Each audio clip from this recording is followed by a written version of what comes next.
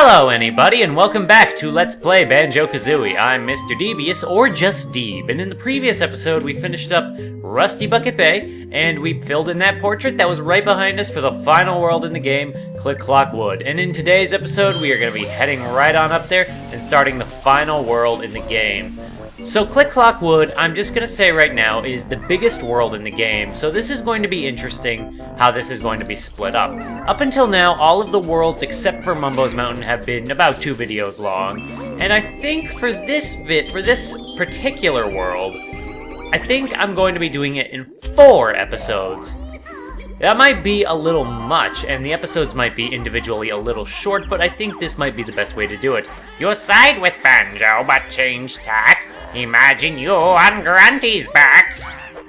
So we come up here and there's a new Grunt Lincoln who we can defeat, and I've been ignoring Brentilda because I'm just kind of tired of reading her notes, and honestly I don't even remember the other stuff I read, and I won't really remember most of what she said for the well, what it's going to be for. So anyway, without further ado, we are going to be going into Click Clock Wood, the biggest and final world in the game. So we come into this peaceful area, and as I look around, some of you, well, those of you who have already played the game already know what this world's gimmick is, but those of you who are seeing it for the first time, you can probably figure it out. So we come across here, and yes, by the way, this world has its own hub. It's a hub within a world. This is how big this world is. So we come to this thing, and if you go to all the sides here, you'll see that all the doors are closed. But if you come across to the opposite side of this stump while you're exploring and running around, you'll see a button that we are going to hit and which is going to do miraculous things for us. It's going to open up that door on the opposite side of us. And we're going to be heading back over to that door because that is going to be bringing us into the world proper. I'd hardly count this little hub area as part of the world, but now that we've got the first 4 notes, we are going to head into Click Clock Wood. Hello, saving sign. And here we got the bounciest music in the game. And we got Grublin Hood, and we're going to murder him. So what is there even to say about Click Clock Wood? There is so much to say. First, we're going to be jumping in there and getting that Mumbo token. Even though we need no more Mumbo tokens, it's a force of habit. So this is Click Clock Wood springtime. And as I say springtime, well, why even try to hide it? The gimmick for this world is, of course, seasons. And springtime is actually the season where I think will be the busiest, except for maybe autumn, but right now we're just going to be searching around this area in the springtime. Somebody move this boulder. Naughty can't get in his house. So he's gonna have a problem with his house, and there's a boulder underwater, but we can't do anything about it because it's, well, underwater, so we can't help him. So funny thing about this track, for this world, the bouncy music, this Click Clock Wood's track was the first theme that Grant Kirkhope actually composed for the game. This was actually before he knew more about Banjo and Kazooie, about their characters. This is when he thought that Banjo-Kazooie was just going to be, in his words, I think, a jolly platformer. Something like that, and he just thought it was going to be a silly thing. And the music composition might seem a bit different from other tracks in the game, but then I don't have the musical experience to possibly qualify that.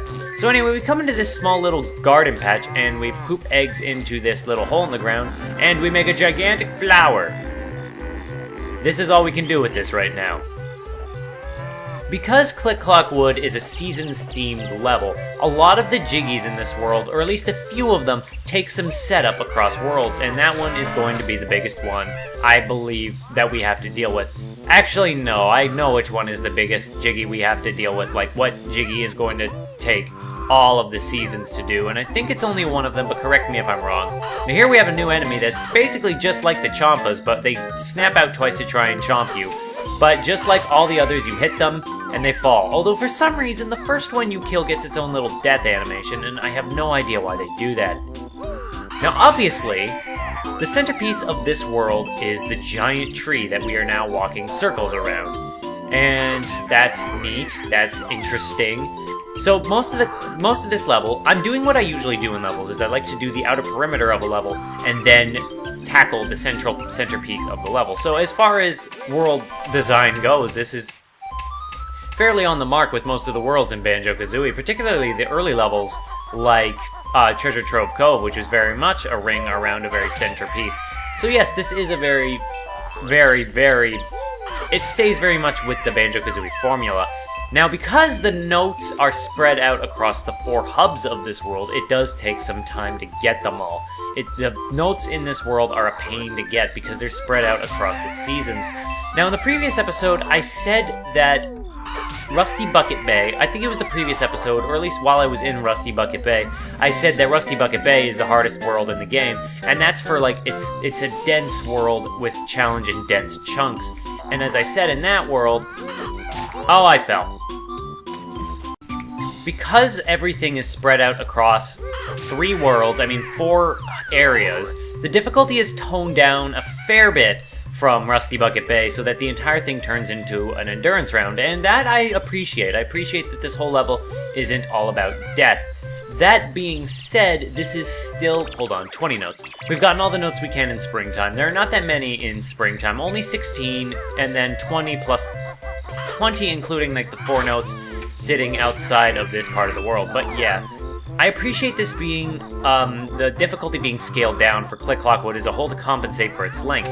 That being said, because most of this world is about scaling this giant tree, a lot of this world is constantly putting you in danger of falling and having to climb all the way back up. And I don't appreciate that aspect of this world. And I don't think a ton of people do, but the thing about Click Clock Wood is that its scale is so huge across 4 worlds, it's so big, that it is impressive compared to the other worlds, even though it's basically the same world 4 times. But it's so big, a lot of people love it, and actually a lot of people qualify this as their favorite world in the game, at least in the most of the lists I've seen. One of the things that's great about Banjo-Kazooie as a whole is that not everybody has their say, even though a few of the worlds stand out as the best and usually top lists, it's not always this world, and oh god, I fell. That's going to be a regular threat. And it's that constant threat of falling, especially with jumps like this, that make me reluctant to really rank Click Clock Wood as a really high level on my favorite worlds. But it's not that I don't like this level, I do like this level. I think it has a lot of cool concepts, especially with jiggies that pan across different seasons. And I think that's really cool, and it takes work to program that kind of thing, but at the same time, I don't appreciate how every time you fall sets you back a long ways and you take a ton of damage, so your run can very abruptly come to an end. And on the N64 version of the game, where notes reset, you had to do all of this in one life. You had to do all 4 seasons getting all the notes in one life. Granted, this isn't that bad if you're just going for the notes because, well, as you saw, we got all the notes down around the ring around the tree in springtime, so it's easier to get all the notes in some seasons than others, so there's that. But at the same time, it's really frustrating to get almost all the notes in this world and then die. And in addition to that, because this world is so big, if you miss any set of notes, like 4 notes, you get to the end of winter, winter's the final season by the way, and you run out of notes, or like 96, and then there are 4 missing out there. What can you do? You just have to explore all of those worlds, all of those seasons looking for those last 4 notes, and it's very frustrating. And that's why I'm using like a little counter to keep track to make sure I have the right number of notes at the end of each world. That's all being said and nice and done. We're gonna check out this home. Hello, squirrel. Jump, Joe. Nab not likes acorns. I'll just eat a few more. This squirrel is eating his nuts, and he should not be eating his nuts this early. It is only springtime. He's probably gonna eat too many, but we're gonna have to trust him to moderate himself. And Nabnut, I just realized Nabnut's kind of a dirty name. That's a good one. Rare. Good on you. But I'm sure we can trust him to not overeat and be a responsible person in eating his nuts. I shouldn't laugh at that. That's stupid. I'm sorry, but it's kind of funny. Oh, well. Jeez. So, of course, there are only about 20 Mumbo tokens left in the game. I know I've missed some across the rest of the worlds, but I'm going to be trying to still get as many as I can, because in total, there are 105 in the game, and there are 30 you don't need. We have 25 that we will be spending in this world, in this episode, actually. So anyway, we're going to be jumping up to the top of this giant egg, and it really brings back memories of Bubble Gloop Swamp with the giant egg you had to bust open in multiple ways to get a Jiggy. This one, however, you break open once. Wah! Me, Irie, mighty eagle, need sleep now. And he's going to sleep. Actually, he's a really huge eagle. At least a really huge eagle baby. I don't know what eagles look like when they're babies. Is that what they look like? Kind of brown, and he's a bald eagle, by the way. This will be relevant later, but is that what they look like when they're young? Bird experts tell me. If there are any bird experts watching this, I guess. That's kind of a long stretch. Anyway, this jump sucks. Still, we're gonna get up here. As you can see, there are a lot of dangerous jumps here, and if you fall, it sets you all the way back. So here's our first Jinjo, who is just the most unfortunate man in the universe, but we're going to save him. And we're gonna come to this door, bust it open, head inside this tree, where there are whiplashes cracking about. Actually, you can kill these things with eggs, cool enough, but that's a fairly tedious process, so usually the golden feather or just avoiding them is the way to go. Although, don't actually waste your golden feathers too much if you can help it, because golden feathers become a lot more useful at this part of the game, and you do need the golden feathers to deal with the bear traps. Bear snares, that's what those plants are called. They're called bear snares. Anyway, you may have just noticed, that was our first Jiggy for this level. We are 12 minutes in, and that was only our first Jiggy. How about that? It just goes to show you how big this world is. Anyway, I'm going to check my health, and because it takes a while to get down, all I can do at this point is jump. 4 damage. That is a lot of damage. But I digress. It is time for us to come down this way and get these boots. These are the last boots in the game, and we're going to use them. First, we're going to be getting that Mumbo token over there, even though we don't need it. But I'm gonna get it. Force a habit. I'm not sorry for that. Anyway, now that we got that, I'm just gonna run out the boots because I want to renew them so we can get up this hill to Mumbo's little house. His hut. Is it called Mumbo's hut? I kinda suddenly forget. And he's just hanging out here. 25 tokens for the last transformation. And actually, if you haven't been exploring too much for tokens in the previous worlds, the good news is the number of tokens and worlds ramps up progressively throughout the game. So when you get to this world, there are tons of tokens in this world that you can pick up, and you can hopefully fill up as many as you need. Anyway, time for the last transformation in the game. Let's see what it is. What could it be? It's a bee. A bear becomes a honeybee. Or a bumblebee. Mumbo magic, much good. Bee is best yet. I still prefer the crocodile, but the main gimmick of the bee, even though he can't attack, is he can fly! Your last transformation is a flying monster. I mean a flying animal, and that's actually really fun. I do like the flying in this game, and I do appreciate the bee, even though he's kind of slow. Not to mention, Banjo-Kazooie brings back the bee transformation and gives him a stinger attack.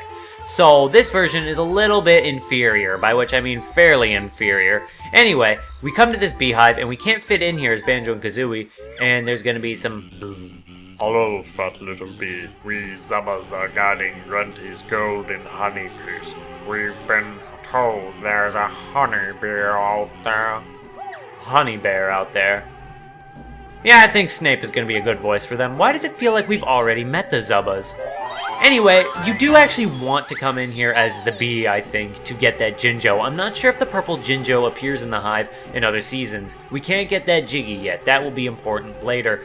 But yes, that is where we get the purple Jinjo, and I think you have to get him as the bee. Now that we've gotten the purple and green Jinjo, we've about done everything we can in springtime. And yes, I am serious, by the way. This is all we're going to be using the bee for, is to get the Jinjo and then another thing. We will be using the bee for something else, but we can't use it in the other seasons. This is the last transformation in the game, and we are not going to be using it very much. But I have to fly all the way around here because there is in fact a Jiggy up here that you cannot get otherwise. Although you might be able to get it in winter, and I'm not going to spoil how, but well, you might be able to get it in here in winter, but this is the only Jiggy, or at least one of 2 Jiggies that you need the bee for.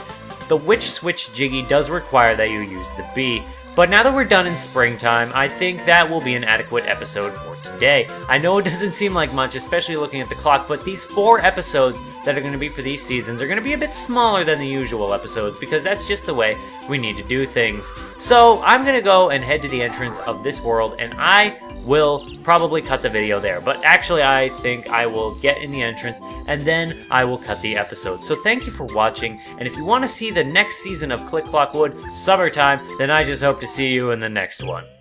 Bye-bye!